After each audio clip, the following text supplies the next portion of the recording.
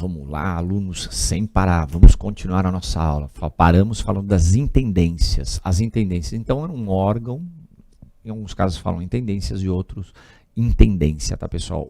A intendência era um órgão que, na realidade, ele controlava a extração do ouro no Brasil.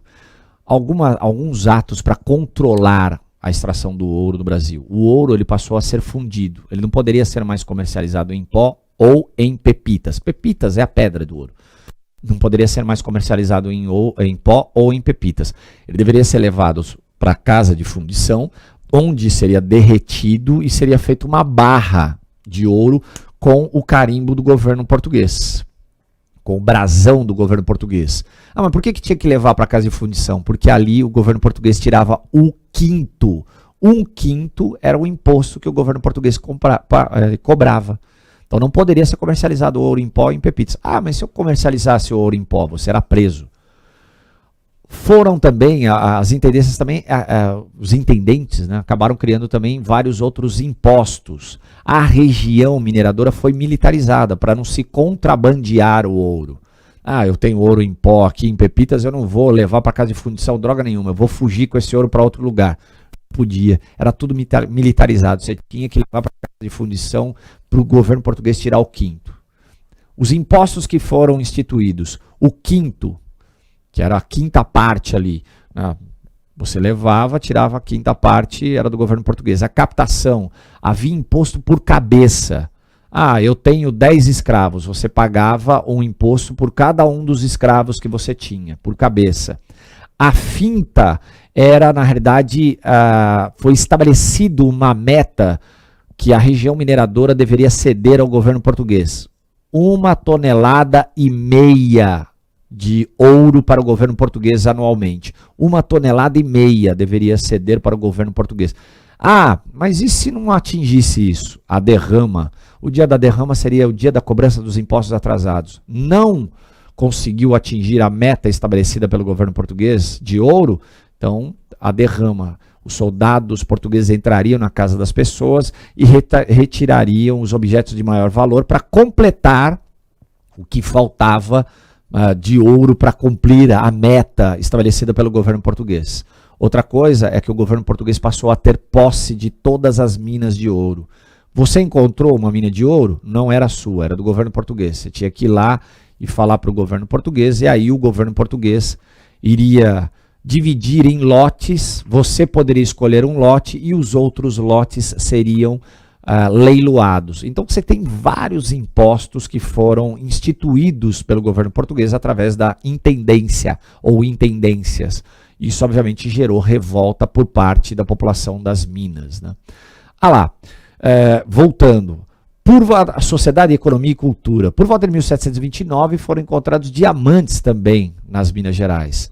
Foi encontrado na região onde hoje é a cidade de Diamantina, muito próxima também ali de Ouro Preto, era chamado Tijucuçu, a região de Diamantina. Foi encontrado os diamantes, só que os diamantes não dá para derreter, é um minério mais duro, né? E não dá para derreter. Então o governo português ele falou, mas não dá para eu controlar, eu vou arrendar as minas diamantíferas. E o governo português alugou, como se fosse um aluguel, as minas diamantíferas para algumas pessoas, que eram chamados contratadores.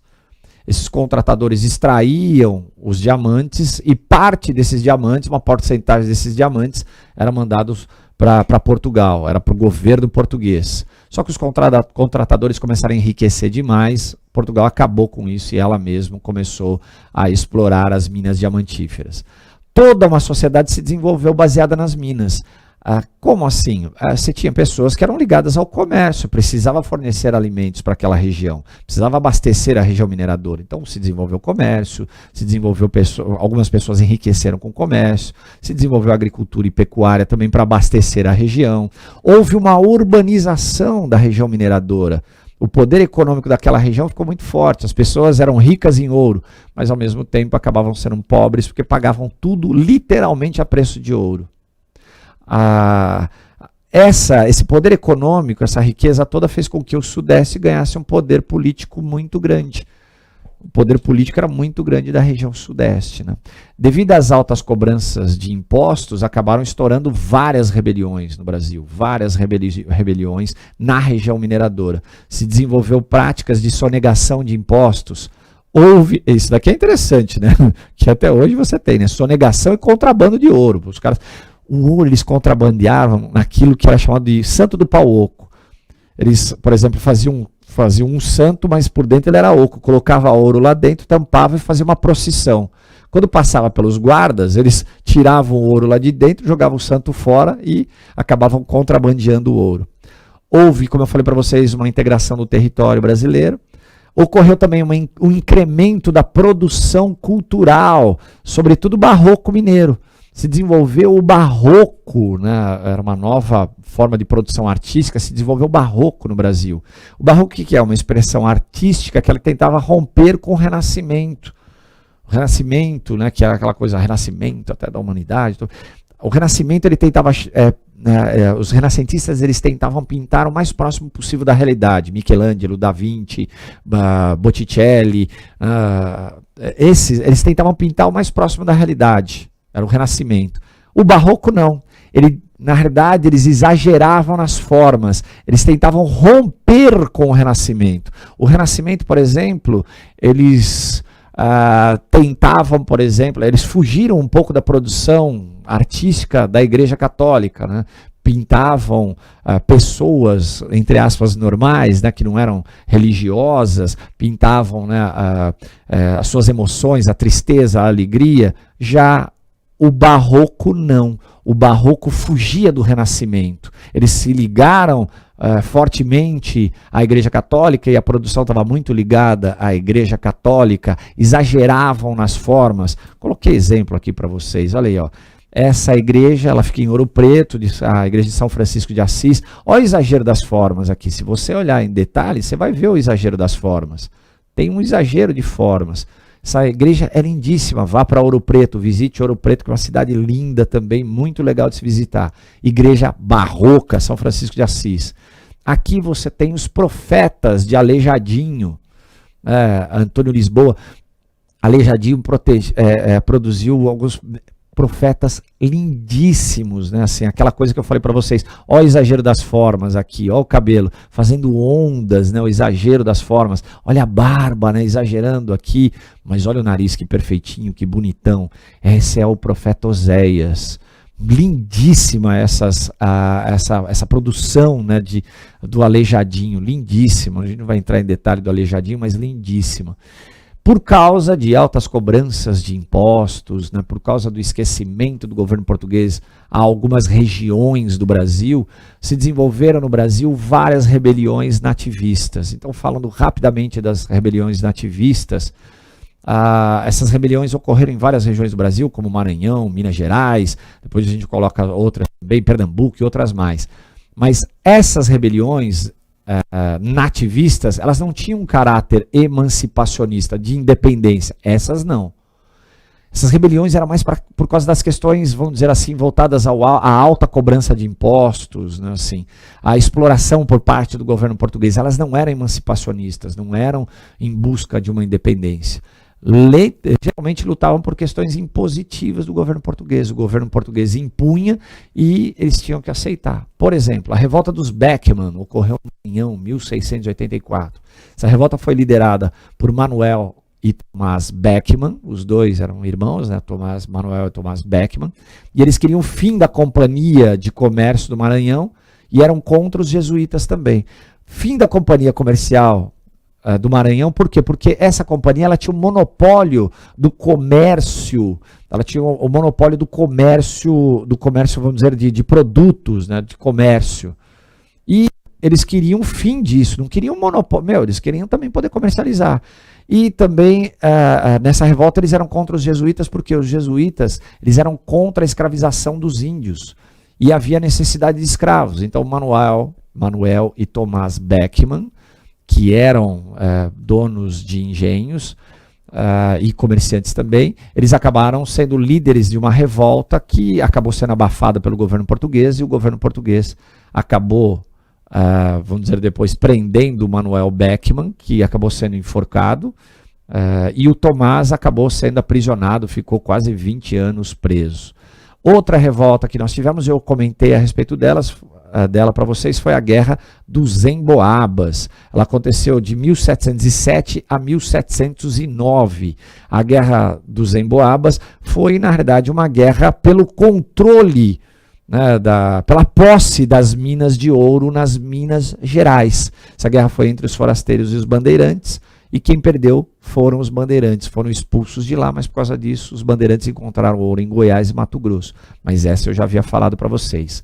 Outra rebelião, que a gente pode colocar como rebelião nativista, que é dos nativos, né, foi a Guerra dos Mascates. Ela ocorreu em Pernambuco, 1710. Foi uma guerra entre Olinda, que era uma cidade dos senhores de engenho, e Recife, que eram comerciantes ligados ao comércio. A guerra se deu pelo aumento do poder político dos recifenses. Coloquei ali recifenses. O que aconteceu? Houve um declínio da produção açucareira na região nordestina. E os senhores de engenho perderam o poder político. Os recifenses, eles eram comerciantes, e o comércio ele teve um boom, uma expansão, e os recifenses ganharam poder político. Então a população de Olinda, né, os olindenses, se revoltaram contra os recifenses. A Recife ia ser colocado o status de vila, e os olindenses não queriam. Os olindenses queriam se manter como o poder político ali de Pernambuco. E os recifenses, por causa do comércio e poder econômico, eles vão ganhando cada vez mais status. É aí que os olindenses acabam atacando o Recife. Os recifenses, obviamente, reagem. Foi uma guerra que muitas pessoas morreram, só que o governo português depois ele vai e acaba intervindo, mata algumas pessoas, quer dizer, acaba levando à morte algumas pessoas que eram lideranças, mas o governo português apoiou o Recife, elevou o Recife, né, ao status de vila, e Olinda, a partir daquele momento, vai tendo um declínio cada vez maior. E realmente o poder político fica com Recife. Outra revolta, que é uma revolta muito interessante, foi a revolta de Vila Rica, que ela aconteceu em Minas Gerais, 1720, na região mineradora. Essa revolta de Vila Rica, ela teve como principal líder Filipe dos Santos. Filipe dos Santos, ele queria uma redução dos impostos que eram cobrados na região mineradora. Os impostos eram muito altos. Eu falei para vocês, se tinha lá a captação, a finta, né? Lembra que eu comentei agora há pouquinho para vocês. E o Filipe dos Santos, ele era contra essa alta cobrança de impostos. Filipe dos Santos, então, vai liderar uma revolta em Vila Rica, que hoje é Ouro Preto, vai liderar essa revolta contra, né, essa alta cobrança de impostos, e Filipe dos Santos vai entra em contato com as autoridades da região e ele vai ser convencido que sim, o governo português vai reduzir os impostos. Filipe dos Santos aceitou, a revolta ela foi sendo abafada, apaziguada, só que aí vamos dizer ali que os governantes da região acabaram aprisionando Filipe dos Santos, não houve a redução de impostos, droga nenhuma, e o Filipe dos Santos acabou sendo condenado à morte por esquartejamento. Filipe dos Santos, ele acabou sendo amarrado, seus membros amarrados a cavalos, e esses cavalos depois foram colocados para correr e eles acabaram, obviamente, né, esquartejando Filipe dos Santos. Acabou morrendo por esquartejamento. Então ele era basicamente contra, obviamente, a cobrança de impostos, era contra as casas de fundição, porque as casas de fundição tiravam o quinto. Contra também o monopólio comercial, mas essa revolta acabou não dando certo. Os portugueses continuaram cobrando altos impostos. Filipe dos Santos, como eu falei para vocês, foi amarrado a 4 cavalos e seus membros foram puxados e ele acabou sendo, né, esquartejado. Você tem até uma pintura que é muito bonita, né, assim, que mostra a Filipe dos Santos sendo sentenciado ali à morte. Ao fundo você tem até, né, aqui, você tem uma fumaça, não dá para visualizar às vezes direitinho por causa, né, do slide, mas a fumaça por quê? Porque as pessoas que estavam envolvidas com essa revolta, as casas deles foram incendiadas. e Filipe dos Santos acabou sendo morto, então, por esquartejamento amarrado a cavalos, tá bom?